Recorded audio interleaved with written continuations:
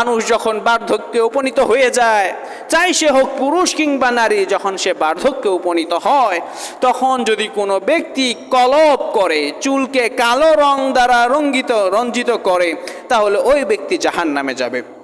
আল্লাহ নবী সাল্লাল্লাহু আলাইহি ওয়াসাল্লাম বলছেন, ইয়াকুনু কওমুন ইয়াকসিবুনা ফি আখিরিজ জামানি বিসসাওয়াদি, এমন একটা জামানা আসবে, এমন একটা সময় আসবে যেই সময়ে মানুষেরা তারা যখন বার্ধক্যে উপনীত হয়ে যাওয়ার পরে তারা তাদের মাথায় কলপ লাগাবে।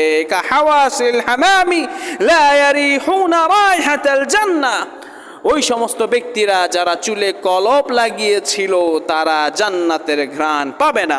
হাদিসটি হলো আবু দাউদের 4212 এবং আন-নাসাই নামক গ্রন্থের 5075 নম্বর হাদিস।